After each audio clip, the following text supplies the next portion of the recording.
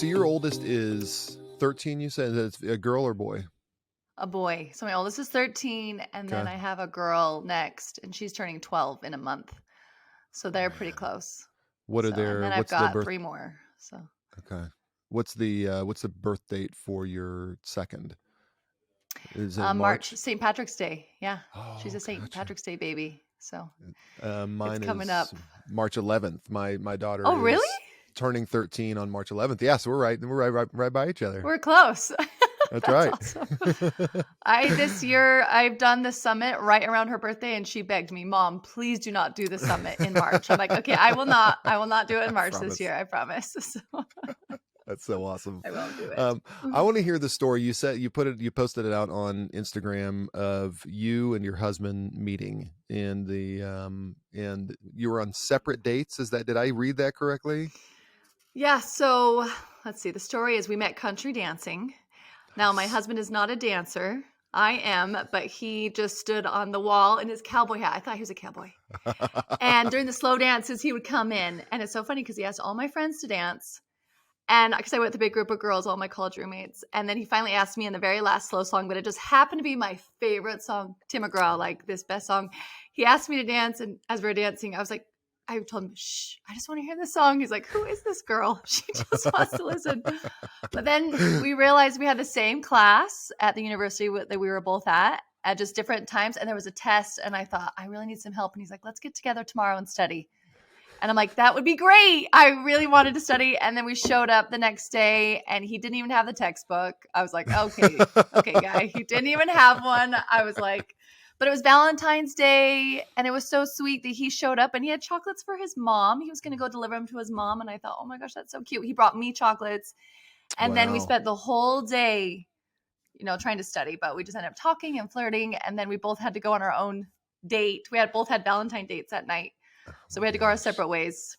And we thought of each other the whole time. And then from then on out, That's that seems like it's that's a history. bit of a strategic move for him. Also bringing in his mom's chocolates. Oh, I just love my Yeah, mom so much. I'm going to give it that. That seemed like that was a strategic plant on his part. Is that right? Was that strategic? probably. Yeah. Yeah, Yeah, that's a good definitely. move. That's No, him. I'm not. He's very smooth. He's a smooth guy. So Where'd you guys go that's to college?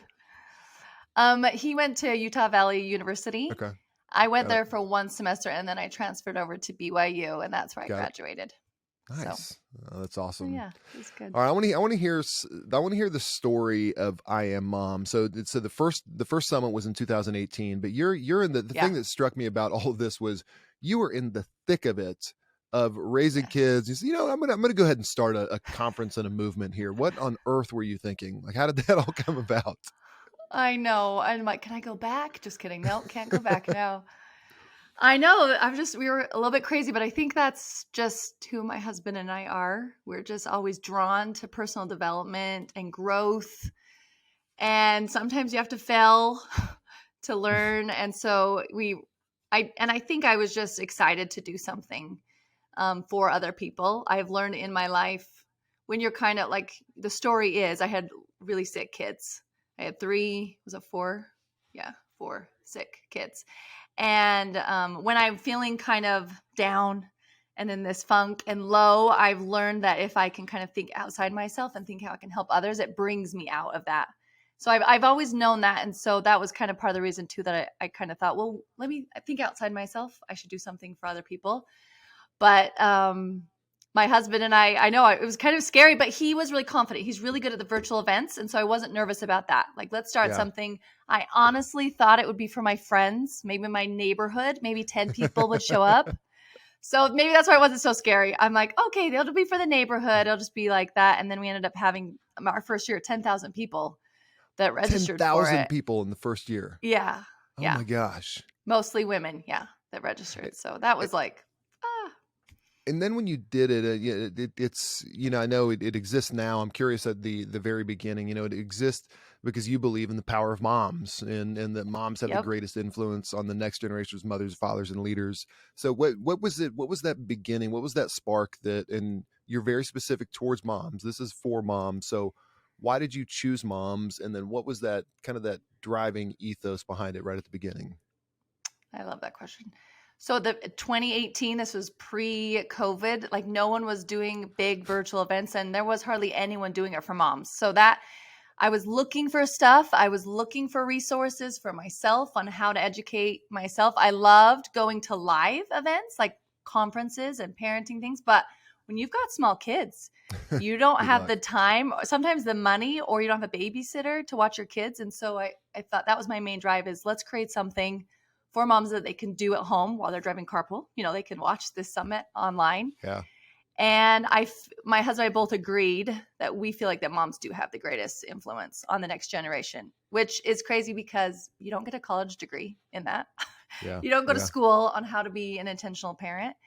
And here we are raising up the next generation. So I just felt this huge push to help moms.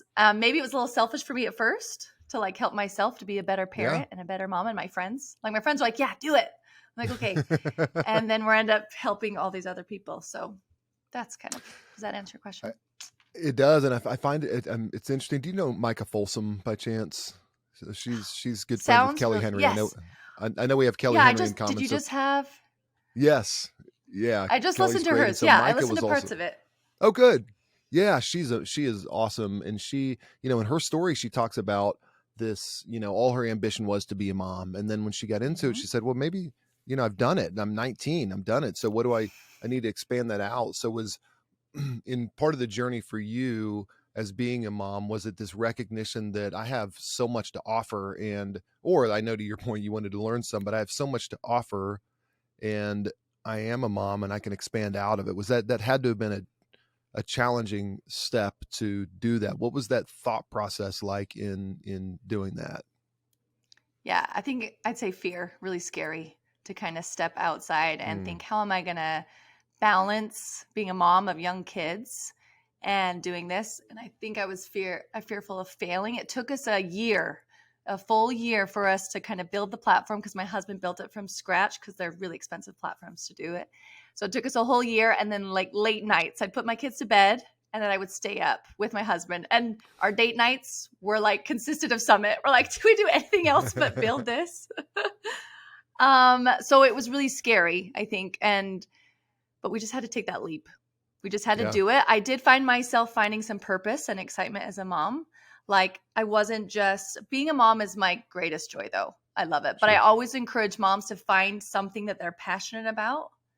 Like find that one thing that you love. I might be going off topic here. But for No, me, you're it not was at like all. I love personal development and I love gathering like-minded people. That's like one of my favorite things Yeah, to do is be in a group of like people who lift, who like share their light. And so it became fun for me. It was like a hobby. Instead of like putting the kids to bed and we do Netflix, we were doing the summit. yeah, We were like working hard. That was what my yeah, lunches were. We'd meet up for lunch and we'd do that. It took us a full year. So we were able to launch it. So it was a big learning curve, but yeah, I found something I was passionate about and it helped bring me out of like always the day-to-day activity as a mom, feeling a little bit yeah, depleted, and it just gave me more purpose. Like I'd get excited to get through my day with my kids, which I loved and tried to enjoy being there with my kids, get the dishes done quick. And then I knew that I got sure. to jump on the summit at night, which was really exciting, and connect with awesome Do you, people like yourself. So Oh, that's nice of you. Yeah. Do you have any good war stories of you and your husband? Any good? I mean, it's not all. It wasn't all great, right? I mean, there had to have been some war stories and do it, which is funny because you're doing this great thing for the world, and then I'm sure that you had to have some knockdown dragouts in there, right? oh yeah, we had was it maybe we're pretty good. He's pretty even keel. It's me that like falls on the floor, in tears at 1 a.m. Like, I can't do this anymore. I don't want to do this. And he's like, we got this. But we've had a couple of nights at 2 a.m. where we're just, creating something. We should go to bed more. That's not good practice to, continue. But he'll be like, we just need to go to bed. We're at, at each other's throats. Like, I'm quitting. And he's like, I'm quitting. I'm like, I need you, So yeah, we've had a couple of those, or we're like, we should go on a trip instead of always spending our time on the summit. But I don't know. Right. Well, we'll get there eventually, right? And We'll so have the you summit had in to. Hawaii one year. Well, So sure. let's do that. Such a good idea. Absolutely. Or it's virtual. You could do, or it's partially virtual, so you could just have a Hawaii backdrop, if nothing else, maybe That's true. on your Zoom screen. That'll be our So next you one. 10,000 people Yeah, right. 10,000 people in the first year. You just had your last one, which I attended at the Gab headquarters, which is awesome. So how many people attended the last one that you had? Okay, and so this is interesting. So this will be part of my story of it's good to fail sometimes. But so in the past, Oh, I've had, I think our highest has been like 20,000 people register for it, which is good. And then yep. usually the percentage rate for virtual events is like 30%. Like people will register for webinars and virtual events, and about 30% will attend. But for our summit, it's been 80%. Like 80% of the Wow. moms, they want to come. So that's kind of been our track record. And then this year, I only had close to 9,000 register. So Huh. at first, I was like, worrying about this, stewing about it, thinking I failed, right? This year is a lot less, but we still had a really good attendance rate. I think we had about 50% attend, which is good. But I learned, which is good, it's good to learn that we went really specific this year, like super specific. We Yeah. went just technology, which brought a smaller audience. Like I even had girlfriends say, oh, this year I don't have kids that are teenagers yet, so I'm not going to attend. And I'm like, no, this is for everyone. It kind of put us in a box. But the people that we did have come, they walked away with so much knowledge and they were so grateful. The content was easily like digested. They had takeaways where in the past it's been so broad, which has been awesome.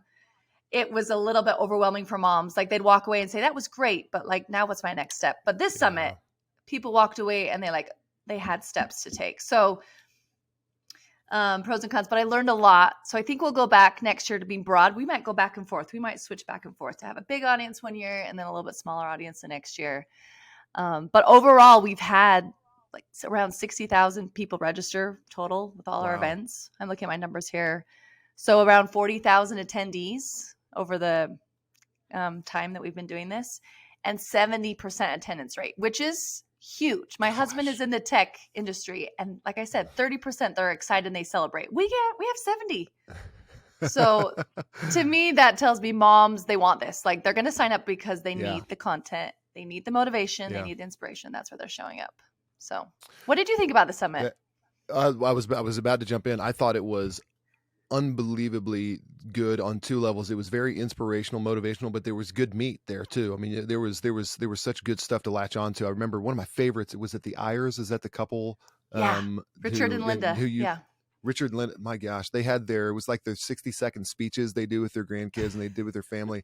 I mean, they were wonderful on very practically how here's what we do, which I think a lot of people are looking for. I mean, it's, we need to hmm be motivated, but then also James Clear in Atomic Habits says that we don't lack, hmm most people think they lack motivation, but they really just lack clarity. And so hmm when you can get clarity, and I walked away very much with clarity, I thought it was fantastic.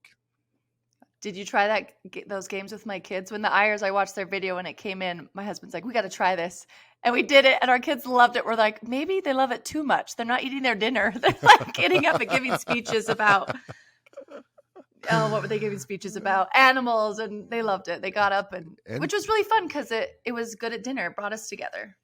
So I loved it. I thought it was great. What are some things that you find, like the common threads you hear from moms? And you said a second ago, moms mhm. are, they really want this. What do you find is a common thread of like, here's what moms are struggling with, and why they're seeking something like this so much?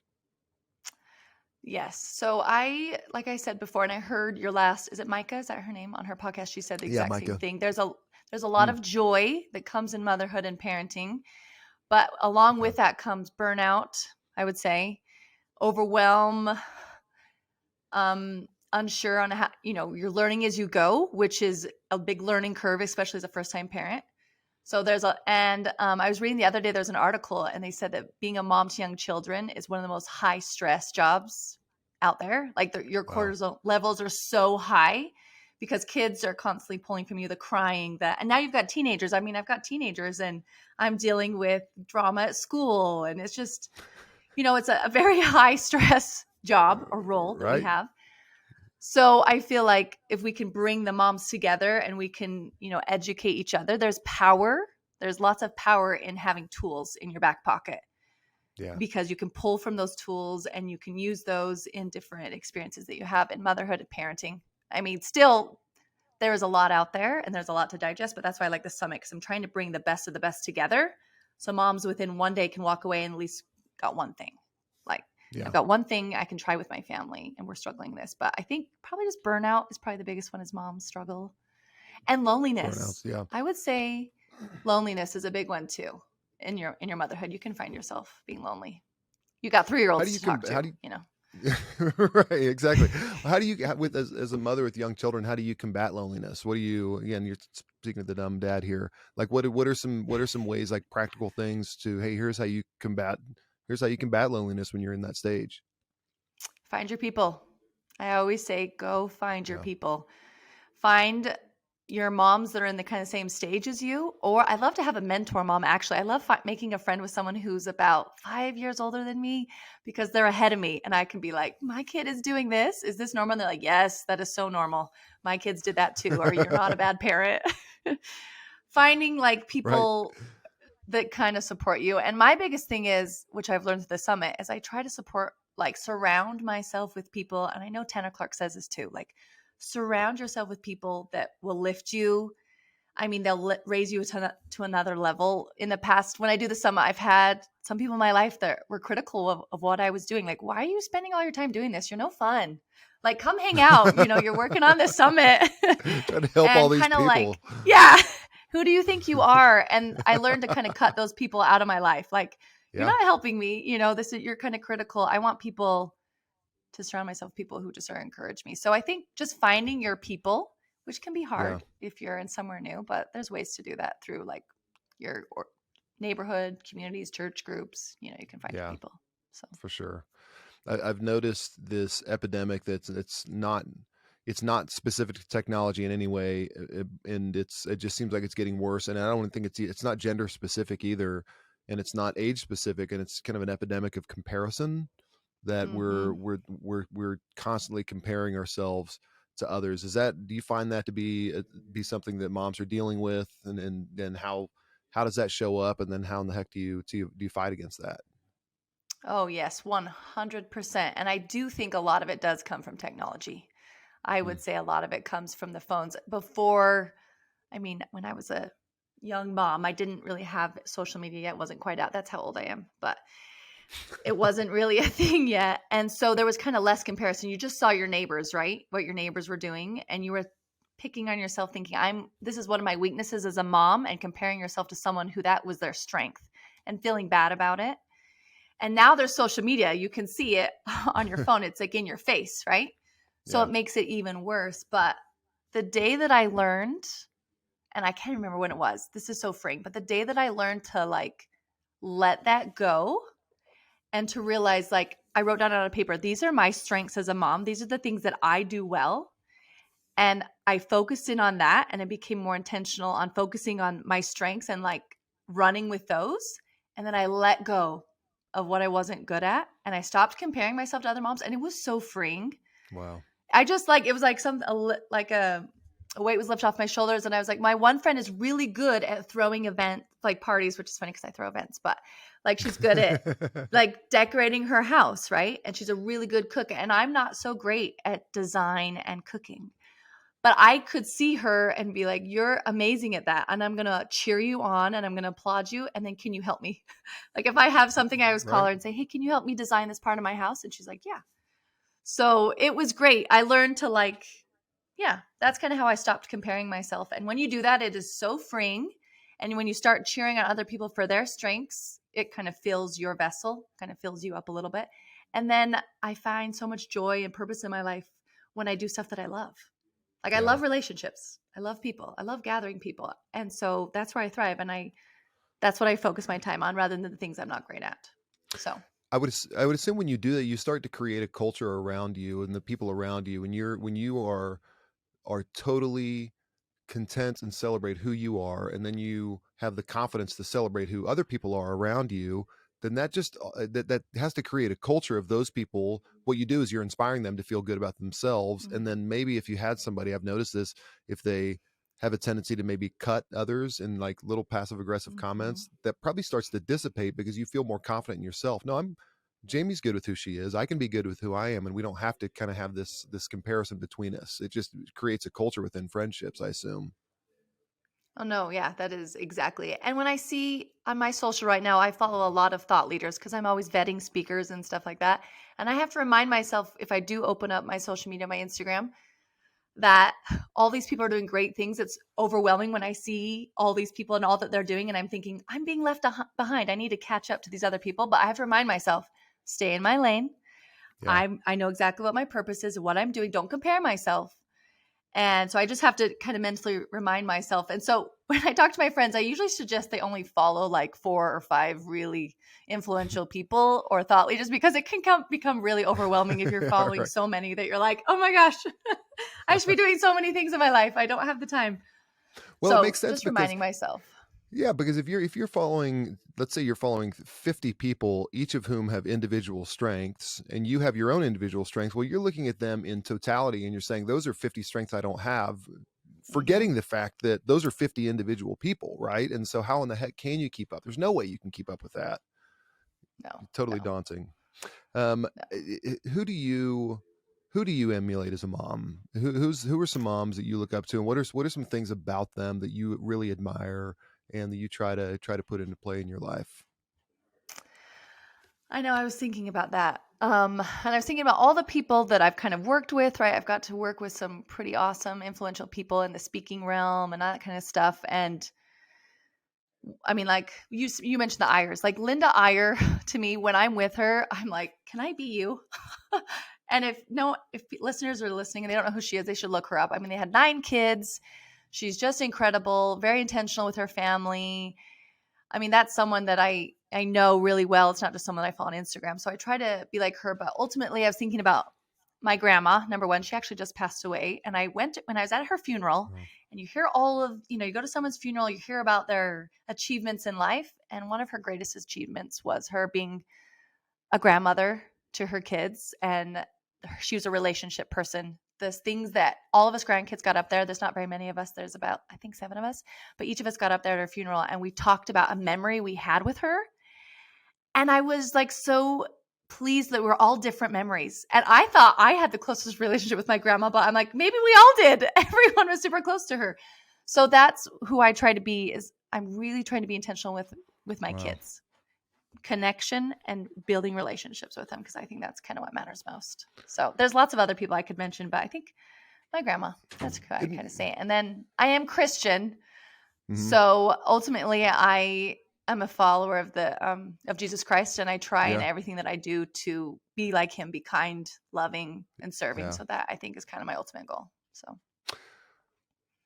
That the legacy. It's funny, the legacy that we get from our grandparents. And you said it's all he had all different stories. It's one of those things. It's my when my grandfather passed away a couple years ago.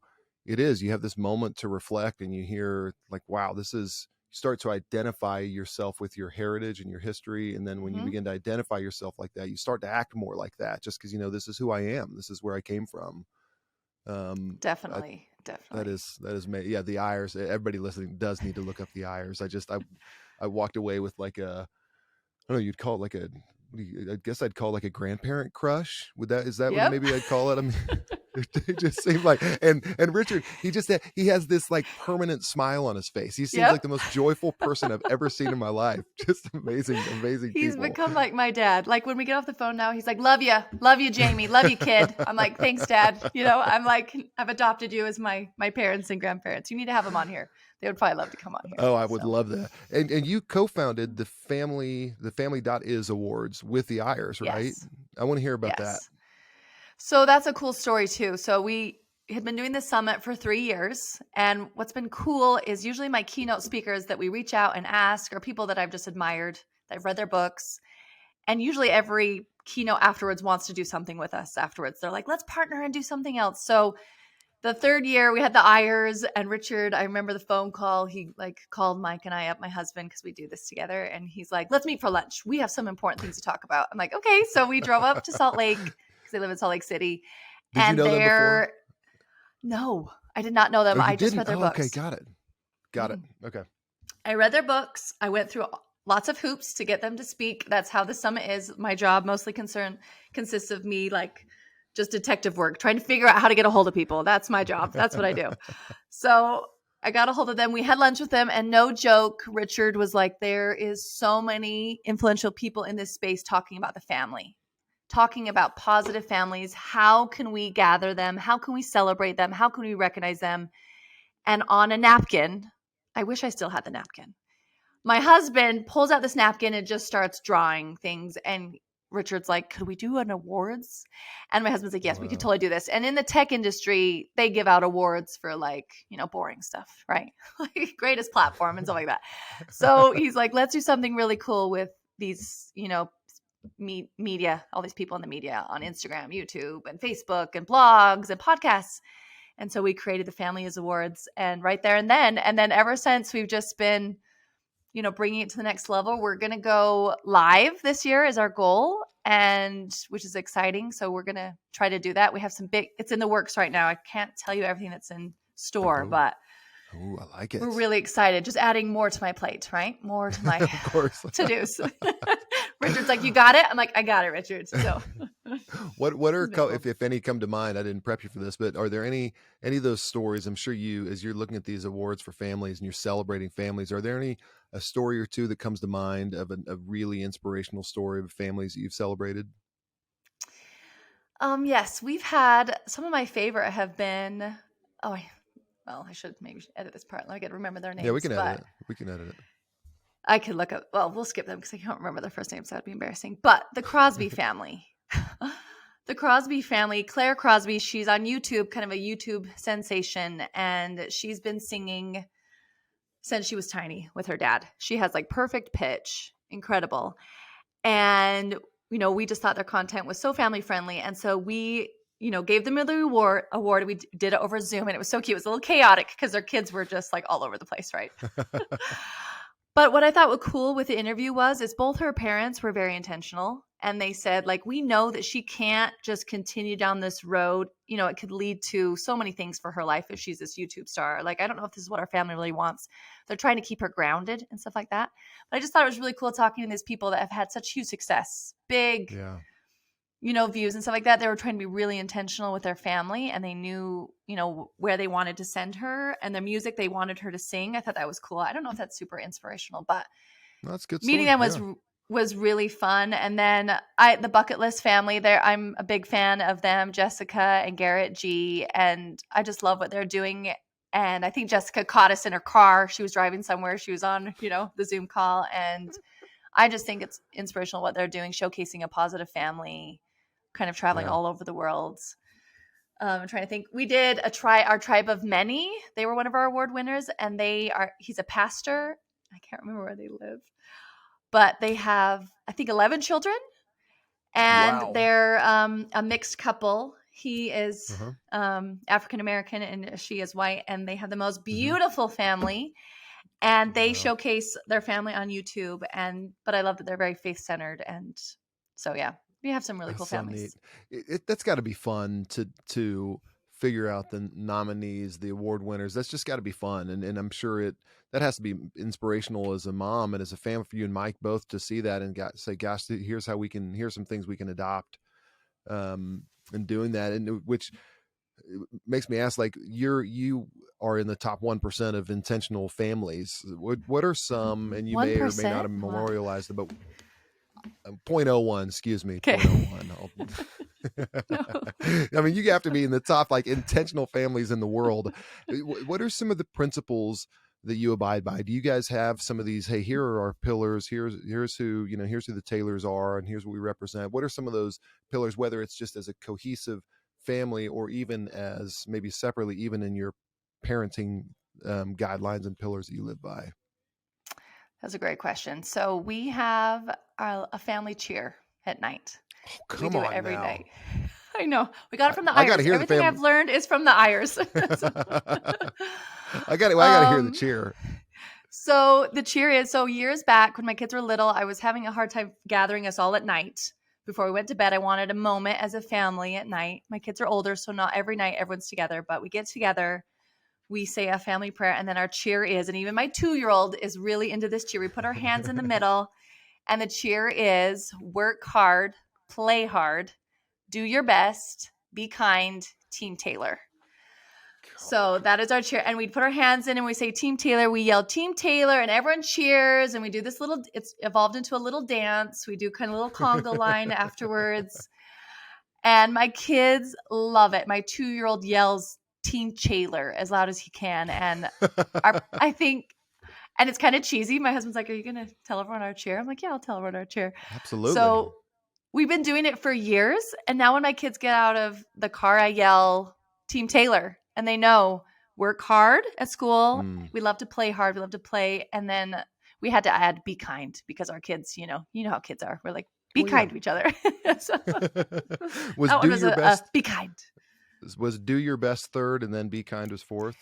Yeah. So work hard, play hard, do your best, be kind, and then Team Taylor. Team Taylor. Yeah.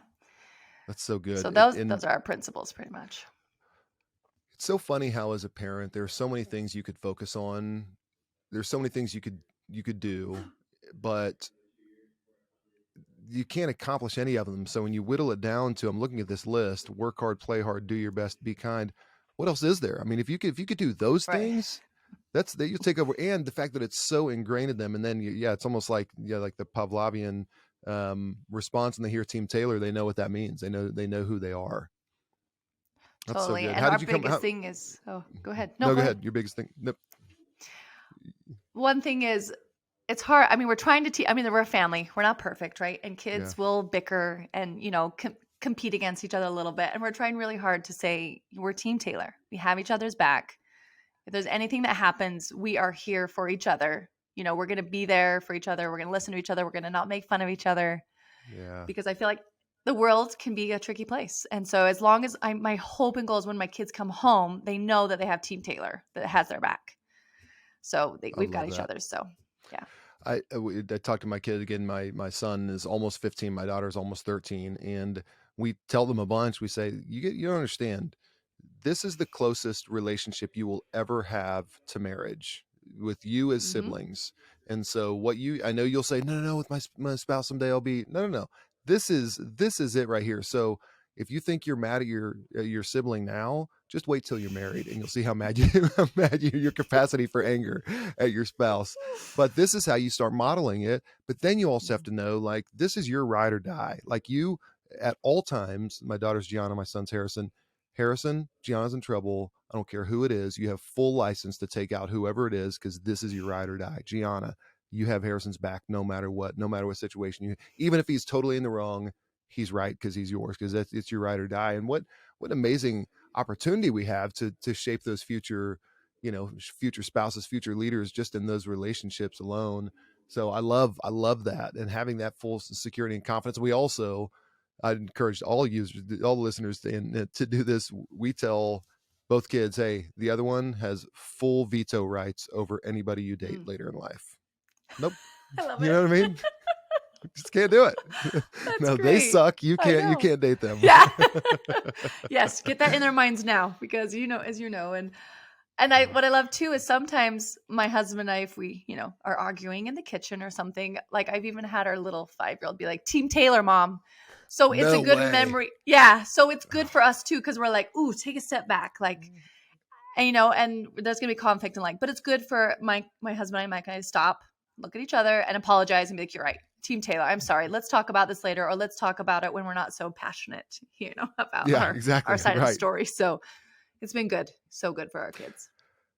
As you shifted to technology this year at the I Am Mom Summit, I'm curious. We found at Aro that moms are the ones who are really leading the charge in technology in the home for a couple of reasons. And I'd be what we've learned, but I'm curious, how do you think moms view technology right now, for themselves, for their spouses, for their kids, and kind of biggest concerns? I'd love to open up that can of worms for just a second. Yes, definitely a can of worms. And that's why I'm so grateful for people like you and Aro and everything you guys stand for and everything you're building, because it's such a need right now.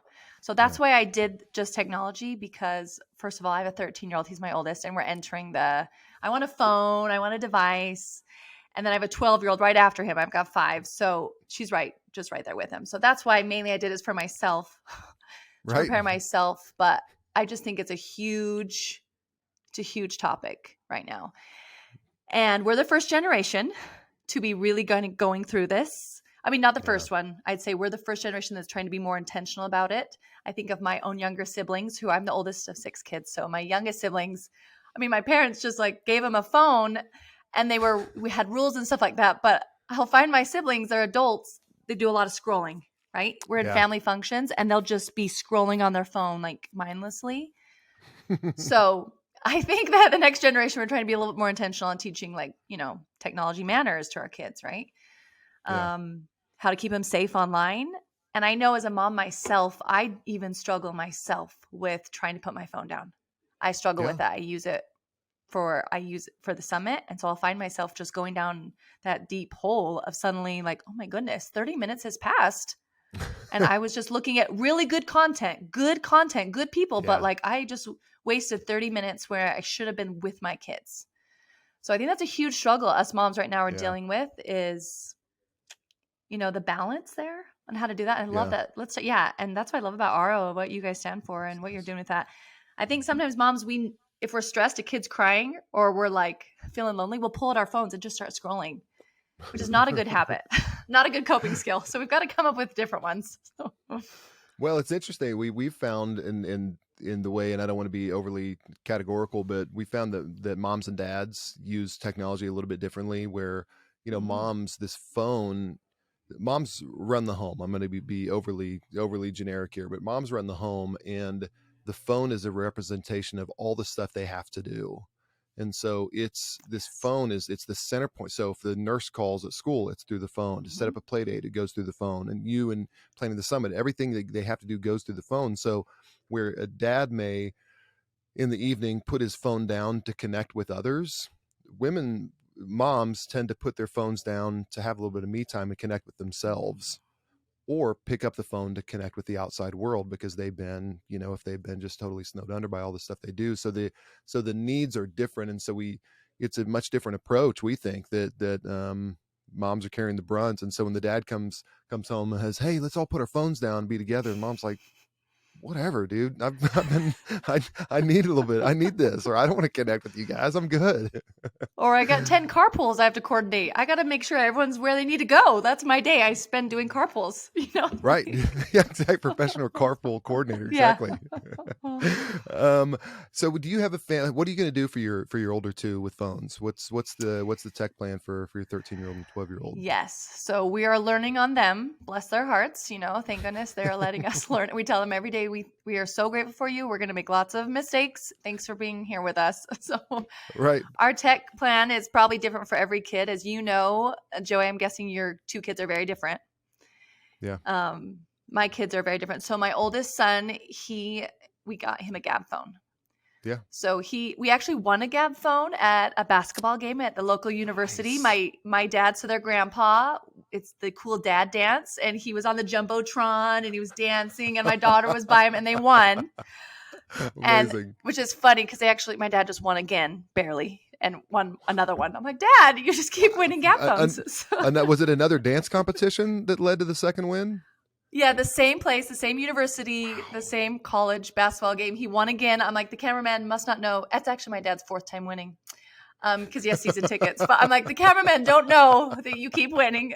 He's a good dancer. He's a good dancer. Amazing. So we won a Gab phone, and we gave that. So it became our family Gab phone at first, where it was just, this is for emergencies only. It's at home. And now that my son turned 13, now he takes it to school.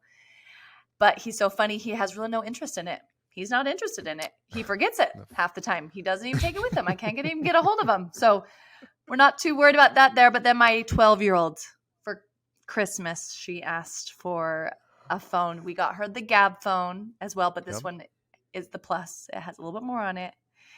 And so she can do a little more on it. But she's the one we have to set some boundaries for because she likes the phone more than my son. And so we have a dock for it. We have a spot where she charges it when she gets home. It just lives there. So if she needs it, she comes Yeah. over to it and gets it, and then she can take it places with her. But it doesn't. We have no technology in our bedrooms. And Yeah. then at 9 p.m., everyone's phones are put away. Now, my husband and I need to work on putting our phones away. But sadly, that's where we're probably doing a lot of work on the summit is at night. So we need to be better at that, is docking our phones as well. So I that's understand kind of our tech it. plan at the moment. I love that, and I do love what Gab's doing. They're just they've taken. It's almost like when we look at the phone, it's almost like, well, you can have one or you can't. Well, there's actually a little bit of nuance in there, and so to be able to teach your kids how to have a good relationship with their phones, and I love the way Gab does that by just beginning slow and then slowly doling it out over time. So we're big Gab fans over here. Definitely. And I do a lot of reading. I mean, on the one Gab phone, my daughter has group text. So I do a lot, and she knows I can look at her phone every night. I look at it and I read through it. Yeah, And I look at the group text, and it's actually very eye-opening. There's nothing too alarming on there, but just the way that kids communicate with each other, yeah, I am a little disappointed with, the way that they talk to each other sometimes. And I point out to her, like, that could come across not very kind. yeah, Can you see yeah. where this person is? And so we're trying to do a lot of teaching. We'll see. I remember this was just a like a corporate training 10 or 15 years ago that I was in, and the guy, he said, you should never communicate anything with emotion via he meant via email when he said via text, like actually typing. And I just laugh at how far we've come since then, because there's so much you can read into in terms of tone and emotion and everything when it Mm-hmm. goes through text. And I'm guilty of it, by the way, or I've offended friends before by trying to make a funny joke that they took seriously, because they just couldn't read the tone. So it's yeah, you're right in the way that we communicate. And it's not that we need to go back to this other era before, but it is a thing, to your point, the fact that you're being so intentional with them and letting them know the other side of how it can be. That's something I think all parents should do, and we need to be better about it ourselves. But it's a pretty powerful tool you're giving them. Yeah. Yeah, it's tricky. I know. That's why It's this tricky. summer I wanted to do something. After I did this Mom Summit on technology, I left feeling like, okay, I'm not so scared anymore. Yeah. Like I went into the summit thinking, I am so scared to enter the stage with my kids. And I even learned about stuff with my toddler, the amount, like how many shows should he be watching, Right. all those Yeah. things. But I left feeling more empowered. I was like, we Yeah. got this. Technology's not going away. We just have to, and they need it for work. They're going to, and they need it for school. We just have to figure out how Absolutely. to manage it and live with it and be more intentional with our Yeah. usage. So, When is the next Family Is Awards, and when is the next I Am Mom Summit? the family is will be this fall. We're working on a Okay. date. It's looking like end of September, and then the Mom Summit. We're also working on that as well. It's going to be May. It's probably around Mother's Day weekend, but we're working with a pretty big keynote we're trying to Is land. it me? So, Is it me? yeah, you want to be our It's not me. keynote? You come speak and So big. I'm sorry. So do you have a big? So when can you tease out who it is? I can't tease out yet. Okay, that's So fine. I made the mistake of teasing out. What year was it? And then they couldn't do it. And I was like, oh, I'm so Gosh. bummed that they couldn't do it. It was a huge letdown. So, but on our social, we will, next week, we're starting back up actually. So next week, yeah, we're here in February. We'll be starting back up. So That's very exciting. I love that. All right, one quick fun question. What's a favorite Taylor family movie? What's a family movie you all love to watch together? oh, this is a tricky question because we probably watch a movie once and we don't watch it again. We're one of those people we like Got it. to like. I like that. I'm the But same way. we did just recently, which is so funny. This is my favorite movie growing up and my dad's favorite, but it was Father of the Bride. Such a And good one. classic, right? And I couldn't wait to show my kids, right? Like so excited. This is the cutest movie. And I'm there like rolling and laughing. And my oldest son is like, how is this funny? Like some of the Steve Martin and, who else is it? Martin Short. I mean, those two together, they're like Oh. classic old movie stars. They're like, they are not funny. I'm like, this is hilarious. But, and my husband's crying, when they give the daughter away. And my kids are like, why are Oh. you crying? So we Do watched you? I that. And then mean, they begged to watch Father of the Bride 2 recently. So I'm like, they must have liked it that there you much. go. So I mean, the one scene where I'm going to get choked up even talking about this, where she's sitting there telling her dad that here we go, yeah, that I met a man in Paris and we're getting married. And he's flashing back to when she was a little girl, saying that. I mean, I'm telling you that just even talking about it, that gets me worked up thinking about my daughter. But just because we have our kids in these little moments, and that's what we see when we look at them, even when they're full grown. What a movie. Goodness, you got me worked up there. I didn't even It, plan on that. and, and don't you think too, like people always in the grocery store and they see me with my little kids in my cart, they always say, it goes so fast. Yeah. Enjoy Yeah. it. And you're thinking the days are so long. How can it go so fast, right? Yeah. Like the days are long with these kids. I'm exhausted every night, but really it does. You can attest to that too. Yeah. It goes so fast. I mean, how many more summers left do we have with our oldest? Oh, Like, I don't even want to no, think about it. I Makes me know. sad. It goes I really know. fast. So Yeah. hopefully moms can just try to enjoy the ride. I So, say days are long and the years are short, right? mm-hmm. That's how it goes. I know my son is, yeah, he's getting his driver's permit in a couple of months, and you think when they hit 16, I mean that's a huge drop off in time, and we'll hang out together. Oh, goodness. All What right, do I didn't. you Yeah, What's go that? ahead. No. No, No, you go go for it. ahead. No, I was going to say with your 16-year-old when they get busy, what's your advice for me? Like how do you spend I think one of my goals as a mom is trying to spend intentional time with every kid every day, which is, should be an easy goal, but some days you're like, did I talk to that child? I drove them from here to there and they went to school and was I Yeah. intentional with my time? But when they get older, how do you fit that in?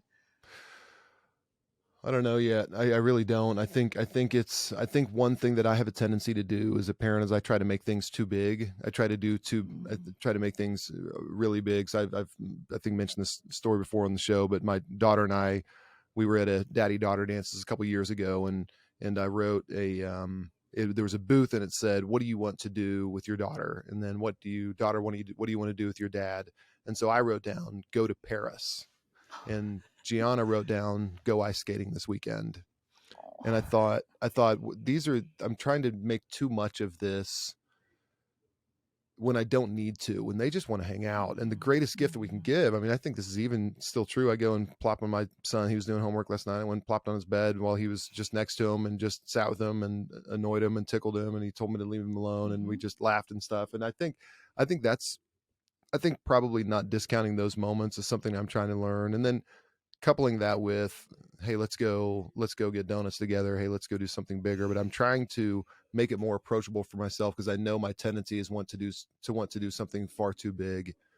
And then the other thing is just is forcing myself upon them in, like, just like, no, you're hanging out with me, that's what's going to happen right Yeah. now, because they want that. I think they do. I Mhm. think ultimately they do want that. And so I'm just like you said, I'm just navigating as I go. So my co-founder of RO, Heath Wilson, and Clay Dye, who works at RO as well, they have kids who are a little bit older, and so following their lead is fun, and seeing what they're doing and hearing what they're doing, and they're just great dads. And so I think that's back to finding your people. That's another big piece of it, is just asking those questions and observing what they're doing. And one on Sundays, I forget who does this on Sundays. Someone I know, they say it's nobody in, nobody out. It's Mm. us as a family, nobody in, nobody out. That's a principle that I'll probably start forcing upon everybody in my in my home. Just hold them captive so they have to I hang love out with it. me. They'll love it. I know we do family night, pizza night every Friday. And it's movie Love night. We do that. pizza and then a movie. And I thought as my kids got older, they'd want to leave, right? Like my son is 13, but now he's bringing friends, which I'm like, okay, I love but like it's it. becoming oh, we do pizza night on Friday night. I'm like, oh my goodness, how much pizza do I need to buy now? We're like spending all our money on all this pizza for all these Right. kids. But I'm like, I got a movie going downstairs for the older kids and then my little ones are upstairs. But I kind of love it because I'm like, that's awesome. That's good. That's I right. want If them to you can be be home with base, me. Yeah, yes, for absolutely. sure. I didn't prep you for this one, and I meant to. So if we need to take a moment for you to Okay. think through it, and we can edit that out. RO, the RO podcast that is all about conversations with people who strive to live intentionally. And you've used that word, and this is a question we ask everybody, and it's intentionally, no pun intended, intentionally vague and broad. But what does intentionality mean to you? No, this is good. I got something for you here. Oh, come on. So I was thinking about this because I listened to your other podcast and I heard you talk about that. Oh, So you I was like, cheated. let me be prepared. Okay. So intentional living for me is to live the life that I want. Instead of life just happening to me, I want to have a say in how it rolls out. And life happens sometimes and you can't control certain things that happen. But if I can try to plan out my time as a mom, you have to be flexible because things come up. If I can try to plan out my time or, plan my goals and pick things that excite me, that I get really excited about, then I can choose to do that. And then I can be more intentional with my time. So that's kind of, instead of life just happening to me, I want to like Right. have a say in what happens, because that's so easy as a parent. Life can just happen to you. Like you can just be caught up in all the schedules, running kids around, and before you blink, your kids will be grown. So that's kind of my thing. I actually have a quote from Brene Oh yeah. Brown that is, I have a Love Brene. closet in my house. It's like my spot where I go and I shut the door. If my kids know if I'm in there, it's like I need a moment, or I just go in there just to like think for a second. And I have these quotes I've taped in my walk-in I closet, love that. and I just go somewhere and I'll sit crisscross applesauce and I'll sit in there. And one of the quotes I love is from Brene Brown. It says, it's not about what can I accomplish, but what do I want to accomplish? So I think of that a lot. Like, not what can I do, but what do I want to do? And Yeah. how can I make that happen? And how can I put that into play? Brene Brown. That There you go. that's I mean Brene Brown is absolutely amazing, and that's so good because what if we did that every day? What if we actually did take a step back? Because the days do happen to you, and if you can take a step Mm-hmm. back and just say, "Here's what I want to accomplish," you got to be over 50% of the way. Then 50% of the way there, just by having that intention at the beginning. I love that. I love that closet idea. What a great idea. I know. It just happened when my kids were little. I'd hide in there. They now know where I go, so I can't hide. But I used to put chocolate in there too. I'm like, there's just a chocolate bar in there if I need it. When your kids are little and they're always crying, you're like, I'm going to the closet. And they couldn't find me. But now they know. They know I go into my closet. That's where what I get all my inspiration. what more could you need? Yeah, inspirational quotes and chocolate. Like that's I feel like that's gonna be the title of your book, Inspirational Quotes and Chocolate. Perfect. Yeah, there we go. In the That's closet, perfect. I yeah. think, yeah, there we go. And I think too, what I've learned to be more intentional with my life is to, wherever I am, to be all in at that moment. So if I'm doing Mom Summit, I'm all in. Yeah. And I'm not trying to worry about family life. I do have someone who helps me twice a week. I have a part-time nanny who comes and helps me. So I'm all in. So I can be all in. When I'm mom, I try not to do any summit. I'm all in mom. When I'm volunteering in my community or within my church, I'm all in there. And sometimes it's hard. You feel guilt. Like I should be Yeah. doing, but I try to let Yeah. that go. I got to be all in, be intentional. So that's kind of my motto too. I love that. Jamie, where can people find out more about I Am Mom, about you, about the Family Is Awards? I'm sure people want to follow that. So how can people connect with you online? The best place is probably Instagram, and it's I underscore am underscore mom underscore summit. That's our Instagram handle. And that's kind of where we do everything. And then we also have iamomsummit.com, which will kind of, we have our last summit up there, but we'll be getting our new one up once we get kind of our keynote finalized. And I love it. we're Everybody excited. go when it's time. Everybody go follow them on Instagram. Everybody go register for I Am Mom in May when that comes out. I'm really excited. I'm excited to hear about this keynote, and I'm here for your backup. Just saying, but but thank you. I Come mean it. speak. Come Yeah, speak. that's right. I'll say Come it speak. again. One thing I love. I want to repeat again. Um, in what your ethos is and just believing the power moms have, and that moms have the greatest influence on the next generation of mothers, fathers, and leaders. Thank you for that. Thank you for doing what you're doing in your individual family. Thank you what you're doing for so many other families through I Am Mom. You really are an inspiration, and what you're doing is Thanks. it really is something that's going to cause generational impact. So thank you.